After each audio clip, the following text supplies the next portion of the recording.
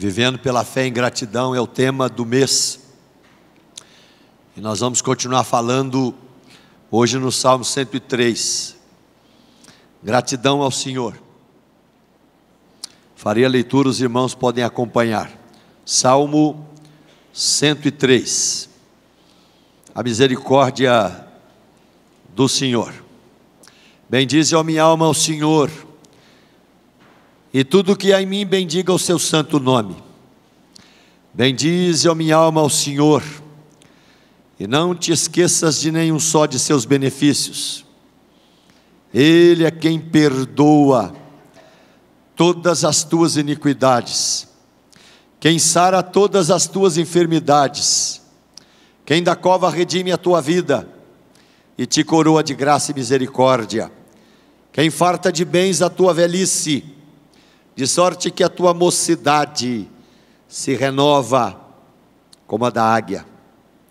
O Senhor faz justiça e julga todos os oprimidos. Manifestou os seus caminhos a Moisés e os seus feitos aos filhos de Israel. O Senhor é misericordioso e compassivo, longânimo e assaz benigno. Não repreende perpetuamente, nem conserva para sempre a sua ira, não nos trata segundo os nossos pecados, nem nos retribui consoante as nossas iniquidades. Pois quanto o céu se alteia acima da terra, assim é grande a sua misericórdia para com os que o temem. Quanto dista o oriente do ocidente, assim afasta de nós as nossas transgressões. Como um pai se compadece de seus filhos, assim o Senhor se compadece dos que o temem, pois Ele conhece a nossa estrutura e sabe que somos pó.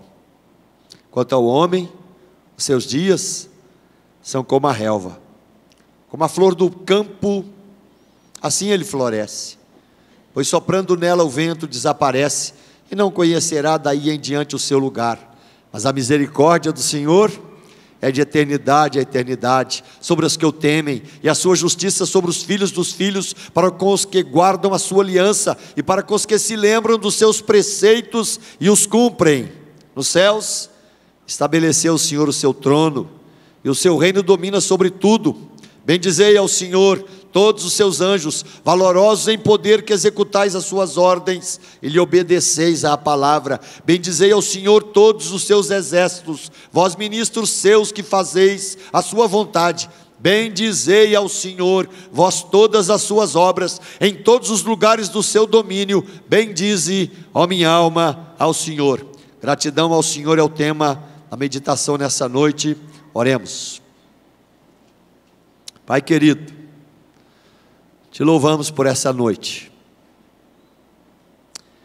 pela vida do teu povo que o Senhor trouxe aqui.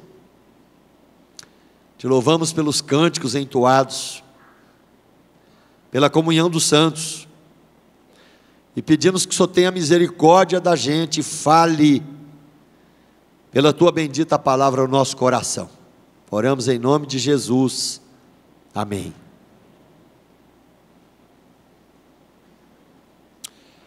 Agradecer, dar graças, enxergar continuamente a mão de Deus agindo e abençoando. Provavelmente Davi escreveu esse salmo já um pouco mais maduro.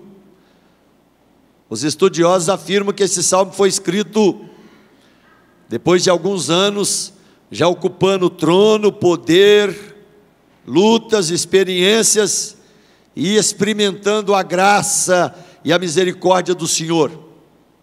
Spurgeon diz que esse salmo, ele é como uma macieira que se destaca numa floresta, cheia de bonitos frutos que trabalham completamente a nossa vida. Nessa noite, meus irmãos, para cada coração que veio aqui, Deus vai nos convidar a enxergar, a trabalhar essa palavra, a reconhecer esse tema e a começar a viver em gratidão diante do Senhor. O salmista começa dizendo: bendize a minha alma ao Senhor, e tudo que há em mim, bendiga o seu santo nome. bendizer, enfim, louvar, agradecer, falar bem, de forma esfuziante, vibrar com a vida de Deus na minha vida. Mas ele vai dizer: tudo que há em mim. O que há em mim? Há uma vida, com a sua vida agradeça. Há emoções, com as emoções que Deus tem te dado, com a alegria, com a paz, com a longanimidade, com amor, com entendimento, com domínio próprio, enfim, com todas as cordas vivas que atuam nas suas emoções. Deus te convida a agradecer. Agradeça com seus talentos, agradeça com as suas capacitações, agradeça com a maneira de viver, onde Ele usa a mente e o coração para ser bênção e servi-lo com integridade. A cobrança de Deus, meus irmãos, nesse primeiro versículo: bendize, ó minha alma, ao Senhor, e tudo que há em mim, bendiga o seu santo nome, tem a ver, meus irmãos, do confronto claro e oposto com a apatia. A gente precisa dizer isso aqui nessa noite. Há muitos crentes que não bendizem mais, há muitos crentes que não traduzem a vida para a gratidão. E quais são os motivos? O motivo, meus irmãos, claro que aparece: é a apatia, é a preguiça espiritual, é a indolência, é a ingratidão, é a cegueira espiritual, é o coração que simplesmente que não vê e não entende, que não existe vida fora da presença de Deus, não existe vitória sem a viva presença do Senhor, não existe uma história para ser escrita em vitórias diante do Senhor, sem a presença ativa, viva desse Deus agindo. Fora disso, é só escrever história para o pó e para a sepultura. Nessa noite Deus te convida, em nome de Jesus. Verifique se você não tem áreas de apatia hoje. Verifique se você simplesmente se prostra com facilidade. Verifique se rapidamente o seu coração se entrega, seu coração desiste, seu coração não tem força, o seu coração simplesmente luta com esse rompante de gratidão que tenta aparecer o tempo todo.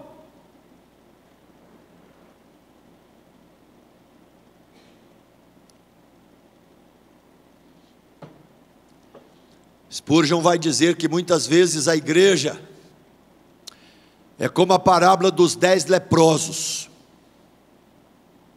onde 10 recebem a mesma bênção, mas apenas um enxerga, apenas um sente, apenas um agradece, apenas um é motivado a voltar para dizer a Jesus: eu te louvo, eu te agradeço, eu reconheço que tu és Deus, eu reconheço que o Senhor fez provisão e cura na minha vida. Meus irmãos, nessa noite o salmista nos convida a deixarmos de ser leprosos diante de Deus, indolentes, apáticos, preguiçosos, desanimados, destituídos de graça, travados, como que escravizados. E a Bíblia diz que o Filho já nos libertou, e como libertos, totalmente livres, Deus nos cobra nesta noite: descubra a essência, descubra a beleza, descubra a grandeza, descubra a glória de Deus na gratidão.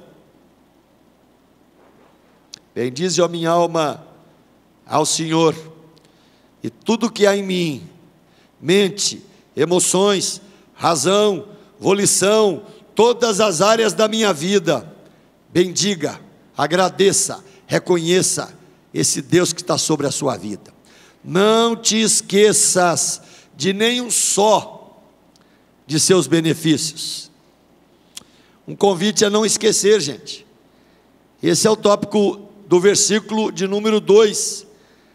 Benefícios, bênçãos particulares, bênçãos familiares, bênçãos pessoais, bênçãos coletivas, bênçãos coloridas, bênçãos detalhadas, sentidos lindos de gratidão, coisas pequenas ou grandes.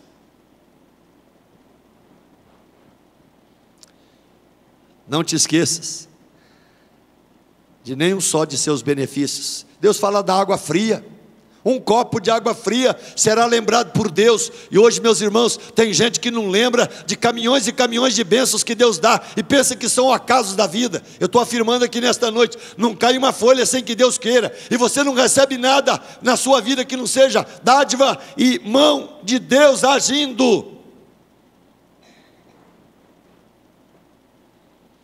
Havia uma cobrança no Velho Testamento, que a gente não pratica mais. Era uma cobrança cerimonial, e ela foi deixada ao ocaso da maioria das igrejas. E esse é um problema.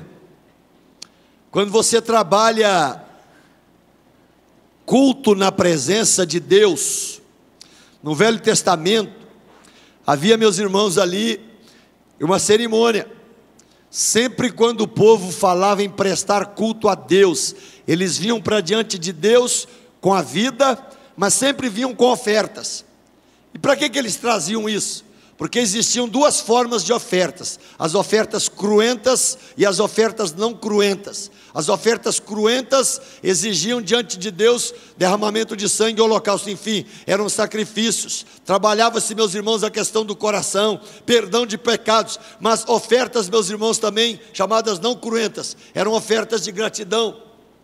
Quer ver uma oferta de gratidão que foi esquecida? E eu não quero cobrar de nenhum pai aqui. Você, pai que teve um filho um dia na vida, sabe o que Deus cobra? Que você dê uma oferta de gratidão. Aí você fala, esse camarada está comercializando. É o que a Bíblia fala, mas nós não fazemos mais isso. Nascem dezenas de crianças e o pai simplesmente pensa, caiu de paraquedas, nasceu por acaso, é um filho para eu cuidar, enfim, é fralda para comprar, é mamadeira para, enfim. Esquece, meus irmãos, que esse filho é herança de Deus, e é de Deus e vai voltar para Deus. Aí Deus coloca claramente, nessa visão de culto, Ele está dizendo, não me apareça de mão vazia na minha presença. Não está falando de dinheiro não, meus irmãos, está falando de coração, está falando de mente, está falando de volição, está falando de entendimento claro. Tem gente que vem para a igreja que não sabe porque veio.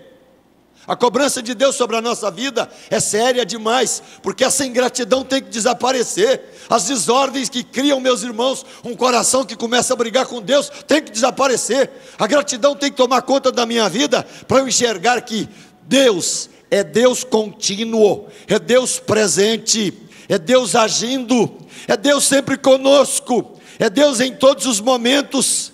É Deus nas horas fáceis, é Deus nas horas difíceis, é Deus que simplesmente me ensina a viver na sua presença, não esquecendo de nenhum só de seus benefícios.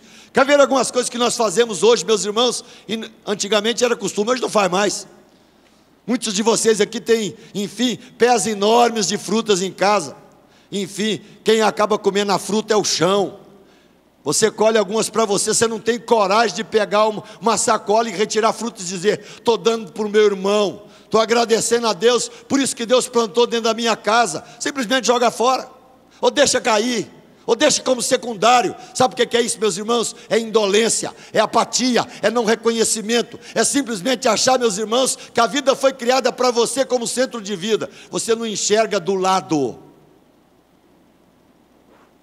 Já pensou nisso? Isso acontecia, meus irmãos, comumente na vida do povo de Deus na história. Era aquela vida de ter, repartir. É aquela vida de ter, meus irmãos, e comungar com aquilo que Deus me dá como bênção. Não estou cobrando nada de ninguém, eu ganho muita coisa. Essa semana eu ganhei jambo. Um irmão fez questão de trazer jambo lá da sua rocinha, que é uma fruta rara. Me deu uma frutinha chamada pitanga, que pouca gente come, porque se for comprar é caro. Me deu também uma frutinha chamada amora, se for comprar custa R$70 o quilo. Mas quantas vezes, anota isso, nós paramos, meus irmãos, de enxergar o ser humano, porque nós começamos a enxergar só a gente. A gente começa a enxergar, meus irmãos, tudo é meu, tudo é nosso, tudo é parte da minha vida, tudo é parte intrínseca, enfim. A cobrança de Deus nesse salmo é dizer, bendiga ao Senhor, agradeça ao Senhor, reconheça Deus sobre a sua vida, não esqueça os benefícios que Ele te dá no coração, na mente, nas emoções, na razão. A cobrança de Deus para com Israel foi muito severa nessa área.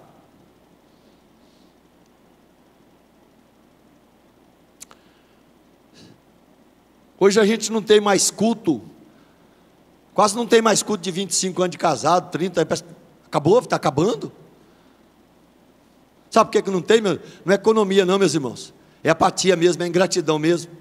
E quando faz só uma festinha em casa e não tem mais culto. Antigamente a gente tinha dezenas e dezenas de cultos de gratidão pela formatura, tinha culto de gratidão pelos 25 anos de casados, pelos 50, tinha culto para tudo quanto é. Hoje não tem mais nada, ninguém marca nada. Estou errado?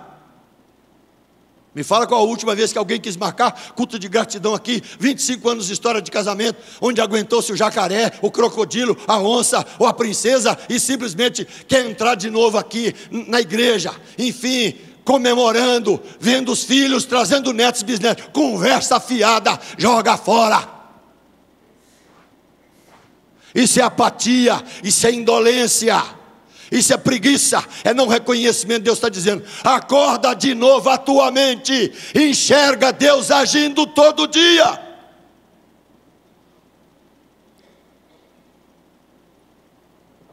Estou gritando tanto que acabou a água. Estou incomodado com esse negócio.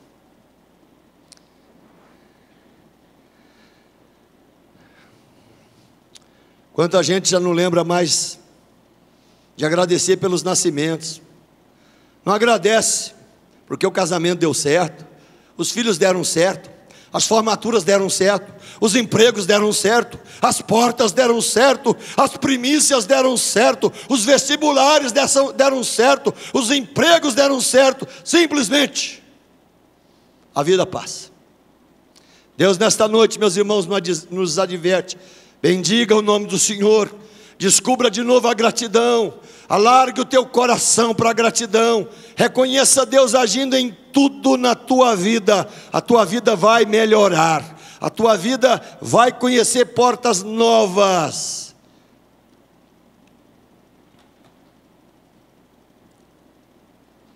Versículo 3: agradeça por um Deus que te perdoa.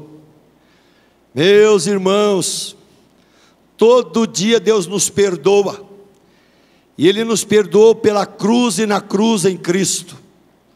É um Deus que apaga os nossos pecados, é um Deus que nos redime, é um Deus que nos santifica em amor, é um Deus que leva as nossas cargas, é um Deus que renova as nossas forças todo dia, é um Deus que sara as nossas enfermidades. Obrigado.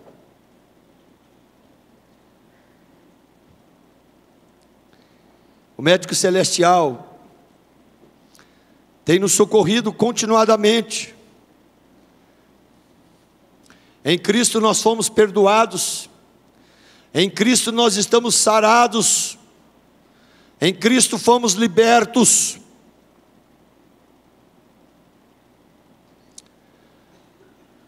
O perdão está aqui, meus irmãos, agindo todo dia. Deus continua perdoando os nossos pecados. Quem pecou hoje não precisa falar. Pecador você é. Quanta coisa boa a gente recebe de Deus, que trabalha as nossas enfermidades. E esse sara aqui, meus irmãos, significa que Ele impede você de morrer antes. É o que está dizendo o texto, porque a continuação do versículo 4 é isso: redimindo da cova.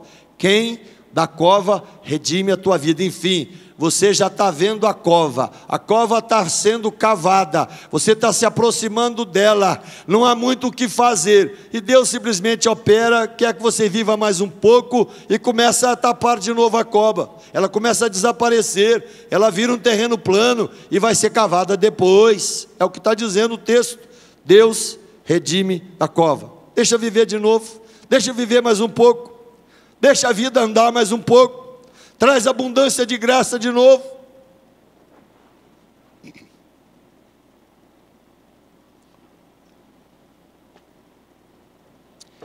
Às vezes eu fico incomodado. Essa semana foi de muito incômodo. E eu preparei esse sermão semana passada, vim mastigando ele. Foi muito incômodo essa semana, meus irmãos, e eu cobrei cedo da igreja. Eu tenho ficado muito incomodado com os idosos da igreja. Idoso, a partir de 80, eu coloquei a data. Nós temos muita gente na igreja que com 80 anos receberia você na casa dele ainda, porque ele está lá. E você ia ganhar muito com isso. Você ia ganhar muito com isso. Aquela vida te abençoaria. Aquela vida tem experiência. Aquela vida tem história para contar.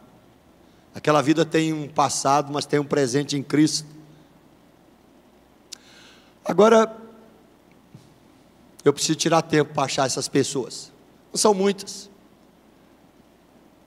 Não chega a 50. Vou dizer aqui publicamente, o seu Daniel está aqui hoje com quase 900 anos.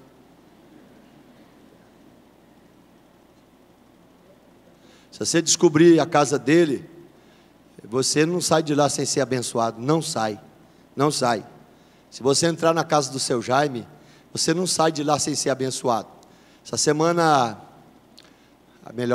alguns meses atrás aí, a dona Zoraide escreveu uma carta de amor para o seu Jaime. Eu li essa carta de amor. O seu Jaime está doente já tem uns 5 anos.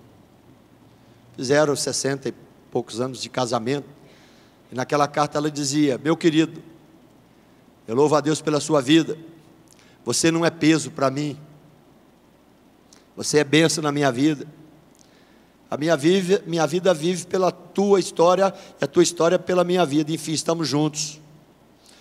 As lutas que você vive hoje são minhas lutas, e eu louvo a Deus porque estou do seu lado. Eu louvo a Deus pelos filhos que Deus nos deu. Eu louvo a Deus porque o meu amor por você, de 60 anos atrás, só aumentou. E reconheço você como parte integrante, participante da minha vida. Meus irmãos, isso é Deus dizendo: olha, encontre a gratidão. Às vezes eu não sei por que Deus permite certos queridos internados em clínicas. Essa semana eu visitei vários, tem me incomodado muito isso. Aí você chega ali e você vê queridos nossos, você fala: Deus, por quê? Seria Deus gritando para mim, para você: olha, descubra esses troféus, descubra essas pessoas que deram a vida pelo Evangelho, descubra essas pessoas que muitas vezes estão vivas ainda como marcos para dizer: Deus é bom, Deus foi bom, Deus continua bom. E Deus muitas vezes deixa vivo para dizer: acorda teu coração apático e ingrato.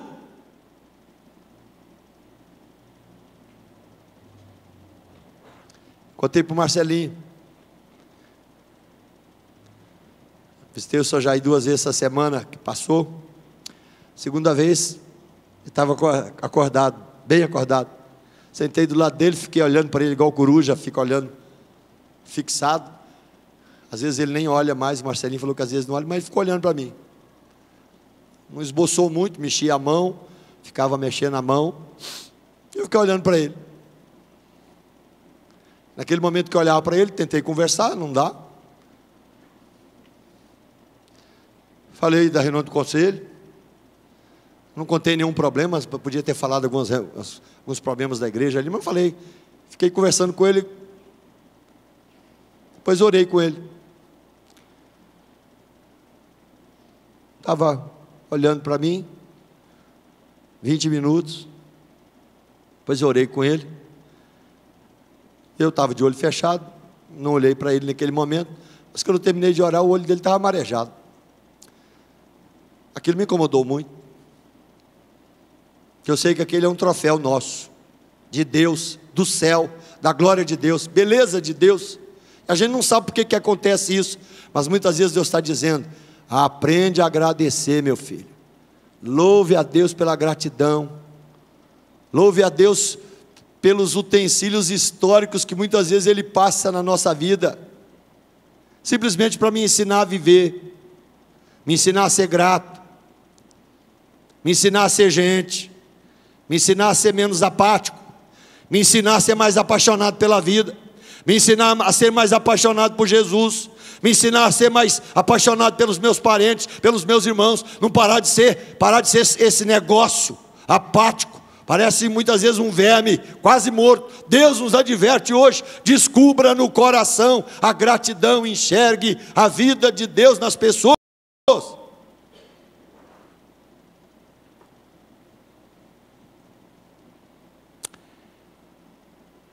O texto também diz que Deus farta de bens a velhice. Quais são as promessas aqui para fartar de bem a velhice? E dizendo que a mocidade se renova como a da águia. Eu estava lendo aqui, meus irmãos, um pouquinho sobre esse assunto, né? Na velhice não é só canseiro e enfado, na velhice não é só reclamar, não é não, meus irmãos, não é não. Quando você está lidando com gente de Deus, você vai ficar incomodado, porque você vê gente o tempo todo levantando gratidão no coração. Você visitava a Dona Laurinda lá com 970 anos lá, e no tempo da lucidez, quando você volta 2 anos e ainda ela falava, né, 1 ano atrás, você pergunta: aí, está bem? Ah, estou bem. Está bem? Estou bem.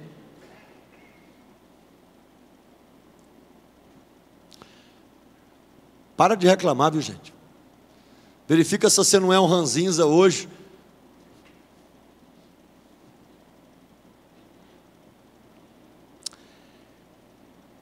O que significa esse farta de bens a minha velhice? Quem já acha que está ficando velho aqui? Vamos fazer um teste aqui, né? Eu já estou ficando, já passei de 60, já tenho carteira de idoso. Quem acha que já está ficando velho? Tereza? Não? Ô, gente, se você passou de 60 anos, você já está na fila. Se você passou de 70, você está na fila. Se você passou de 80, você está na fila. Se você não gosta desse assunto, o problema é seu.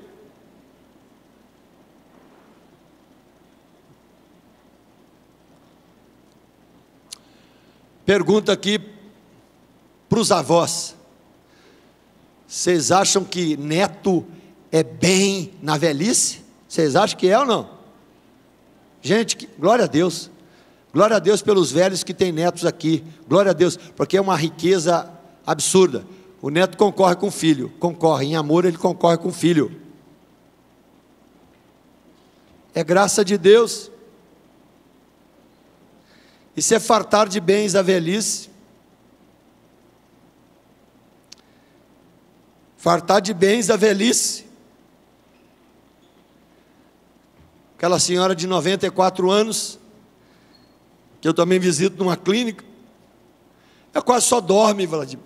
Sempre está quase dormindo. De vez em quando ele dá um tapa na cabeça, para ver se acorda, porque está lúcido ainda. Essa semana, sentado ali, 2 filhas, dando comida, ela estava dormindo. Alguém já comeu dormindo aqui? Deve ser bem ruim, né? E as filhas ali insistindo. E uma cena que eu vi, eu louvei a Deus por aquilo ali. Tinha comido já metade do prato, mas dormia no esquema da comida, dormia no meio do caminho. 94 anos, tenho direito. E a filha pegava a colher e ficava batendo a colher na língua assim, mexendo. Quando acordava, engolia. Farta de bens a velhice. Sabe o que significa isso? Deus, o Senhor está me dando um coração para dizer: eu fiz o que tem que ser feito, eu fiz para a glória do Senhor. Eu quero louvar a Deus aqui pela vida do Marcelinho, da Camila, dos meninos, pela vida do Paulinho, da esposa, do pessoal que acompanhou Dona Laurinda, o pessoal que tem acompanhado enfermos, como você pega a Irani aí, que acompanha lá, os pais já estão com mais de 90 anos também, e não larga, meus irmãos. Isso é fartar de bens a velhice, não a velhice de quem recebe só, mas a tua que glorifica a Deus. A gente tem que acordar para isso, gente.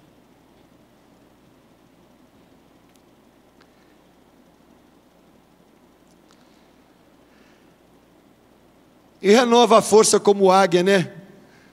Eu li no livro de Calvino, quando ele estuda o Salmo 103, e essa é uma história judaica, que vai dizer o seguinte: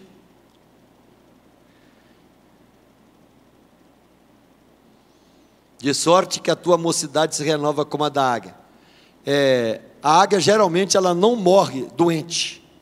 Algumas pessoas falam, mas por que a águia não fica doente? Porque a águia, vira e mexe, ela está lá nas alturas, 10 mil metros de altura, e simplesmente ela cria um ar tão rarefeito, que não tem bactéria que aguenta, meus irmãos, aquele ar rarefeito que ela vive e sobrevive, e geralmente ela está saudável.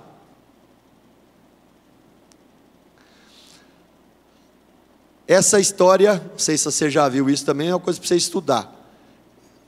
Geralmente a águia ela não morre de doença. Sabe de que ela morre? De velhice e de fome. A águia, o bico dela vai crescendo tanto que vira, e ela não consegue mais se alimentar. Aí ela se resigna, se entrega e morre. Deus não faz assim com os nossos velhinhos, né? Não faz.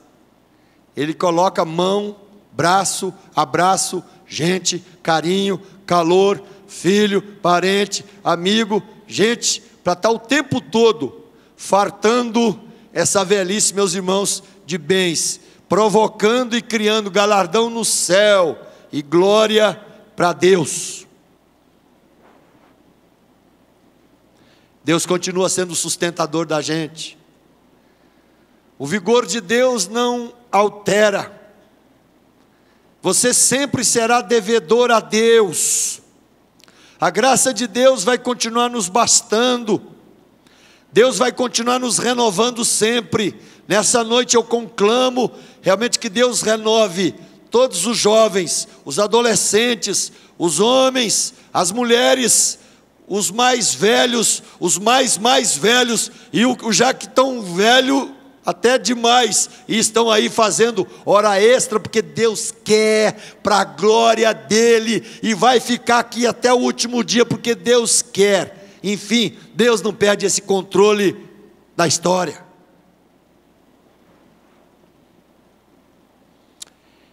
Esse Deus que cobra da gente gratidão, é um Deus que perdoa os nossos pecados, é um Deus que já trabalhou a nossa iniquidade, é um Deus que santifica a nossa vida, mas é um Deus que faz justiça, versículo 6, continua julgando os oprimidos, é o Deus que trabalha, meus irmãos, ricamente o nosso coração, nesse mundo onde você vive, no meio de muitos lobos, você vive cercado de gente que muitas vezes, entre aspas, é amigo de onça. Deus está dizendo, eu sou a tua justiça, creia nisso. Eu sou o Deus que trabalha na tua vida. Eu sou o Deus dos grandes atos da história, como diz aqui no Salmo 103, trabalhando a vida de Moisés, trabalhando a peregrinação, trabalhando as vitórias no deserto, trabalhando os milagres para sustentar o povo, trabalhando simplesmente o carinho de dia e de noite, para que o povo vença e chegue na terra prometida. Deus continua fazendo isso com a gente, trabalhando a vida, trabalhando o coração, nos empurrando para essa terra que Ele mesmo prometeu para a gente. Versículos 8 e 12, volta ao tema da gratidão por esse Deus perdoador, misericordioso, longânimo, benigno, esse Deus que é compassivo mais do que um pai. Esse Deus que simplesmente, no versículo 14, vai dizer, Ele sabe dos nossos limites, Ele sabe dos seus limites, Ele sabe da sua estrutura, Ele sabe da sua vida passageira, mas é um Deus que tem cuidado de você nos detalhes, e nessa noite eu peço em nome de Jesus, que Deus aumente alguns porcentos na tua vida a gratidão, e aplaque a apatia, aplaque a ingratidão, aplaque a preguiça espiritual, aplaque o coração que Ele te dá, não para ser só seu, mas ser dos outros também. Esse Deus que é misericórdia, esse Deus que é justiça, esse Deus que é bendito nos céus, esse Deus que é bendito pelos anjos e todos os seus exércitos, Ele convida cada um de nós a continuar sendo grato a Ele, enxergando nos detalhes a sua mão bendita. A vida pode murchar, meus irmãos, mas o amor eterno de Deus permanece para sempre sobre a nossa vida. E para finalizar, eu anotei aqui um sujeito, que Deus abençoou muito.